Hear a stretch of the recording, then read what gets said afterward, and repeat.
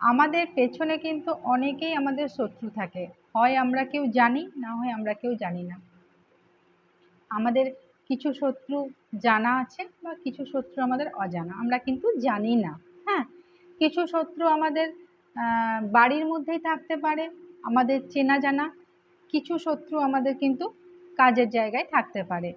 হ্যাঁ, তো এরকম শত্রু কিন্তু আমাদের মানুষের লাইফে কিন্তু থেকেই থাকে। তো আমি এখানে দেখতে পাচ্ছি আগামী 2 মাসের মধ্যে না আপনাদের দেখবেন কিছু একটা প্রবলেম কিন্তু লাইফে আসবে। এই রিডিংটার করার মানে হচ্ছে আপনাদের সাবধান করে দিচ্ছি আমি। আমার ভিডিওটি দেখার সময় পজিটিভ থাকবেন, লাইক করবেন, নতুন হলে সাবস্ক্রাইব করবেন, 555 লিখে এখানে ক্লেম করুন, কমেন্ট করতে থাকুন। কেমন? দেখুন, যদি রেজোনেট হয়ে যায় তাহলে আপনারা কমেন্ট করবেন।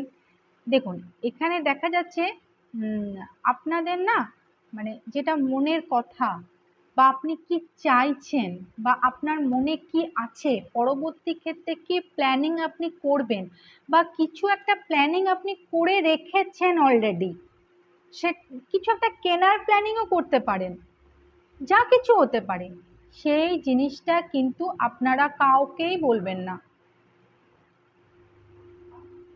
কাউকে বলবেন না। এমনকি ধরুন অনেকের জয়েন্ট ফ্যামিলি থাকতে পারে, বাড়ির মধ্যে অনেকগুলো মানুষ থাকতে পারে, আপনি সবার মনে কি চলছে আপনি তাও জানেন না, আপনার আশেপাশে অনেক মানুষ থাকতে পারে।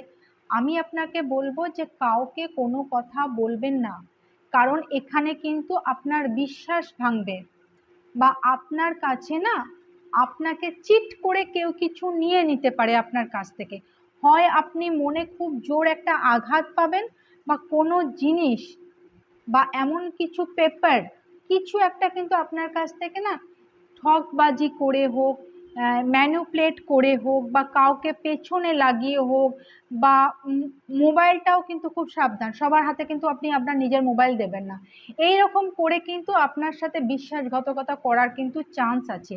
সেই কারণে কি হবে, আপনি না যেটা আশা করেননি বা যে মানুষগুলোর সাথে আপনি সবসময় থাকতেন সেই মানুষের কাছ থেকে কিন্তু আপনি আশাহত হয়ে দূরে সরে যাবেন এবং আপনার ভেতরে না খুব কষ্ট হবে, যেটা আপনি কোনোদিন ভাবেননি বা যাকে আপনি আপনার শত্রু ভাবেননি।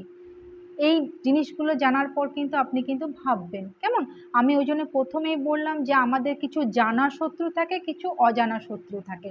তাই আমাদের নিজেদের ব্যাপারটা বা আমাদের নিজেদের যা কিছু ঘটনা সেটা আমরা সবার সাথে কিন্তু শেয়ার করব না, বা নিজেদের ফিলিংস বলুন বা নিজেদের প্ল্যানিং বলুন সহজে কিন্তু আমরা কাউকে বলবো না। মিনিমাম 2 মাস তো